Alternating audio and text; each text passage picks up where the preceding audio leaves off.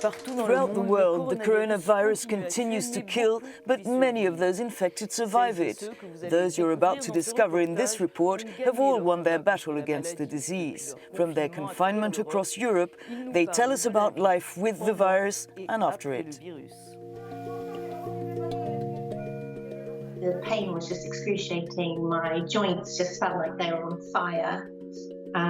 That with the pounding headache and just the pure lethargy. I couldn't roll over. The pain was too much to roll. You get taken into this isolation room and everyone comes in hazmat suits, so they hook you up to every machine and they look at your vitals, and at that point they said that my body's not absorbing the right level of oxygen, it's critically low, and my right lung had collapsed and my left lung wasn't doing great at all. To be in that situation when you're sick with something that's potentially deadly is outright terrifying. So I think for me as a parent, having Ayla around, I have to think about this person that needs to be taken care of. She actually helped me quite a bit.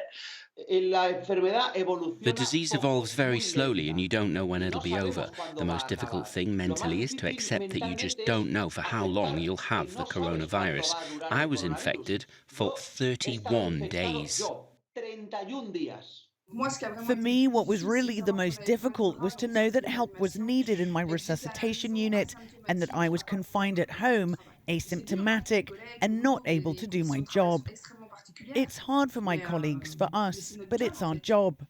The night we had a death, it was an elderly gentleman. We went up to him, we held his hand. We told him that his family would have liked to be there. At least we were with him in the last 5 minutes of his life, because that's really hard.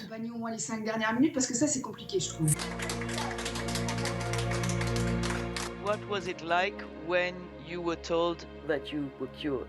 Wow! It was extraordinary, so moving, really a good feeling.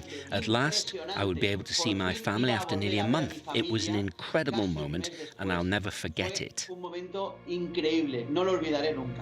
I felt really blessed, really privileged to be that positive statistic. My son said, "Gosh, this is the best present ever, Mummy. It's a better present than Lego." So it was really special. I will cherish that hug forever. It was amazing. Yeah. The other part is the unknown. You don't know what the long-term effects are. You don't know what it means. Can you catch it again? But I always stay positive, and every time I'm having a down moment, I go back to that and reset myself and realise to where I am now.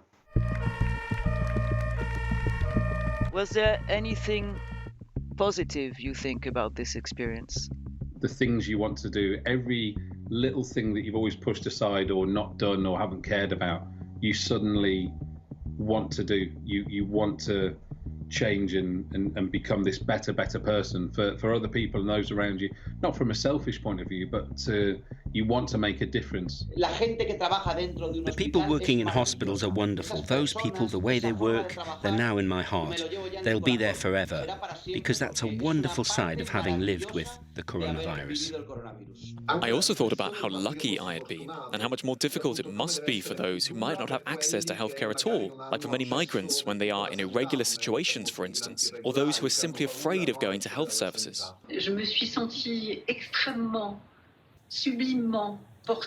I felt buoyed up by my relatives, and I really felt that they were collectively a positive energy force for me. I think it's nice of the people out there that do the stuff like go grocery shopping or go leave their houses to do this stuff for us. They risk some of their time and they also risk to get the virus. If they ask us to do that for them, we would say yes, because they did it for us. Our planet found its breath again after the various confinement measures throughout the world, after the closure of many factories of airports. All these things have drastically reduced the CO2 emissions which pollute our air, and all this teaches us that we must preserve our world.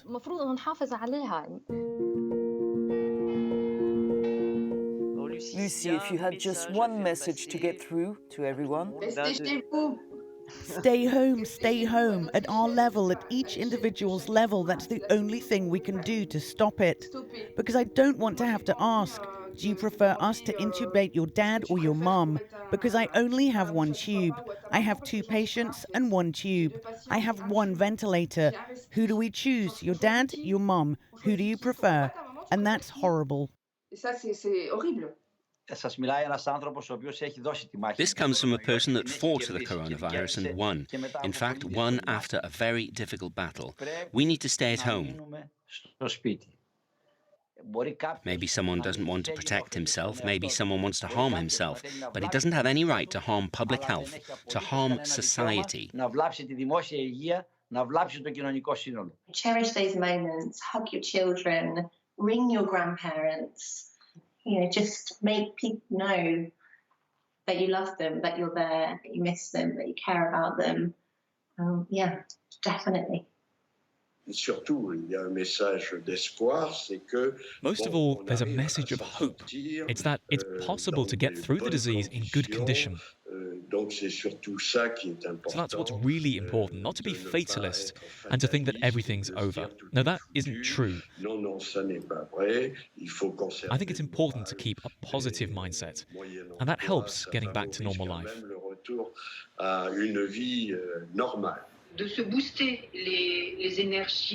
Boosting our energies, boosting our immunity through a positive mindset as much as we can is crucial, I think.